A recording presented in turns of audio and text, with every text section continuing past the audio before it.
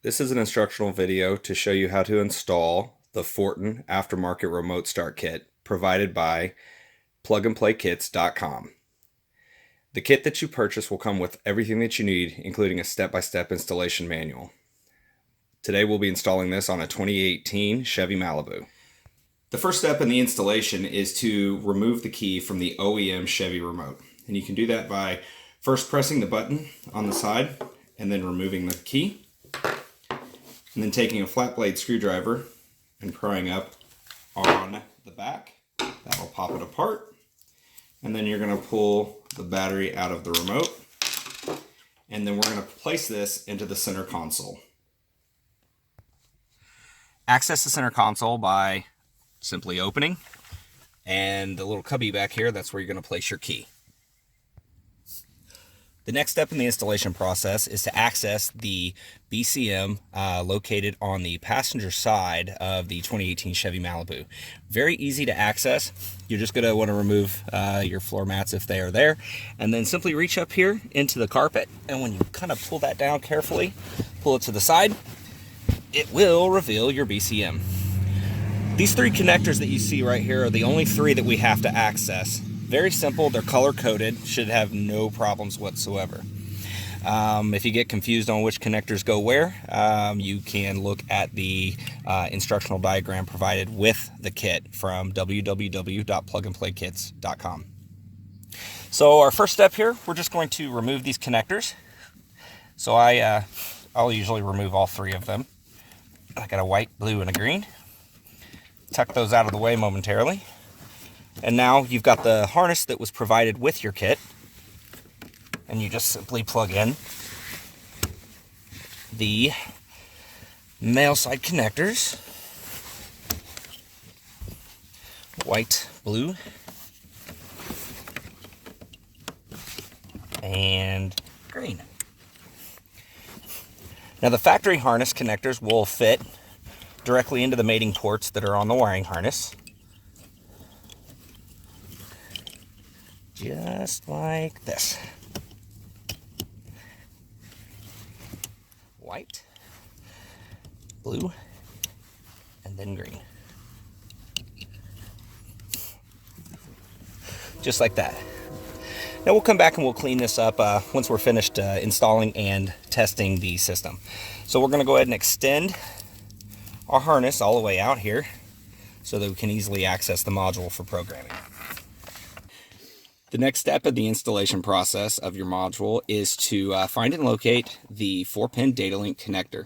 You'll notice on the main harness there are a couple connectors that look very similar.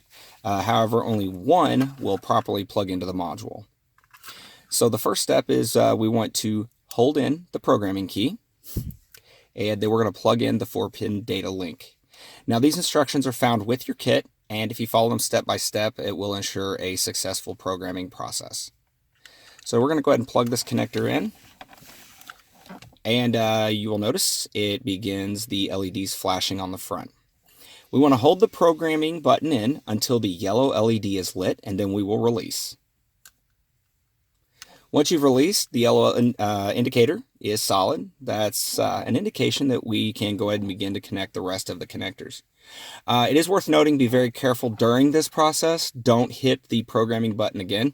You will take it out of its programming mode. You won't hurt anything, but you'll have to start your process all over again. So I'm going to connect the rest of the programming buttons, or connectors here. We've got a red one and a white one on this side, and then the main harness on the opposing side. So the first step in the process is to press and release the programming button 5 times.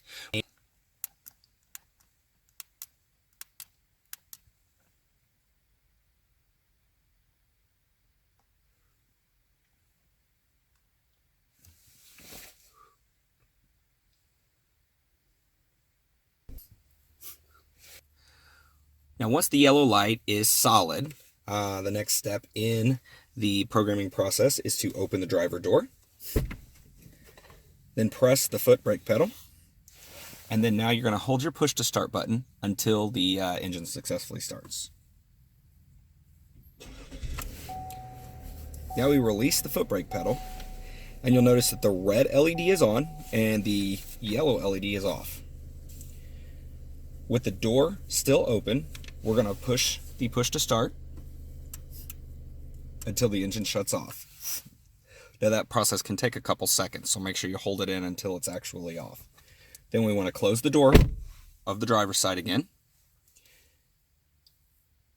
Now we're going to open the door again, press the foot brake pedal, and then push the push to start until it starts, and then release the foot brake pedal again.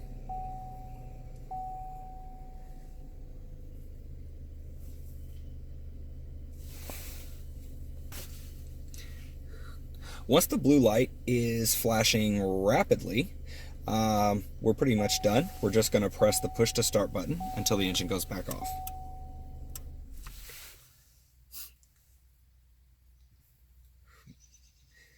Now the next step is part of the two-step programming, which will require the use of the Flash programmer. So the next step I will show you on my computer.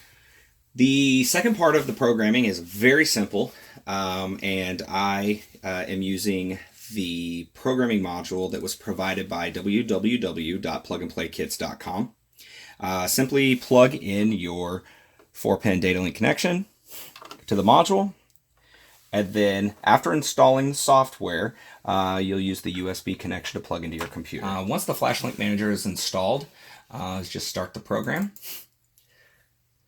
Now, if this is your first time using Flash Link Manager, Fortin may require you to set up a username and password. It's a free registration, and you'll just want to go through that process. You'll get a login screen at this point if you haven't already done that. Once the software pops up, these are all the programming options for your module. We're going to go to Decryptor, but before I do that, I want to point out that I am going to install a cellular function using the My Car module on this unit. So when you do that, it is very important to come down to H, and you want to turn that option on and select H2. Now this is to make sure that the module is programmed and compatible with the My Car cellular remote start. We'll click Save for that. Second part of our programming is over here on this tab. You see Decryptor. And what this function is going to do, it's going to send the information to the module from your key. So we click Send Data. Now this process can take several minutes. Don't do anything besides wait until it says it's complete. Once you see Decryptor process complete, the final thing to do is go ahead and close the program down. And then you're going to want to disconnect the programming module. And now we'll do a final installation in the vehicle and test it. Now that the module is reinstalled, all that is left to do is do a final test. Using the OEM remote, you're going to hit your lock button 3 times. And there you have it, another successful install and a happy customer provided by www.plugnplaykits.com.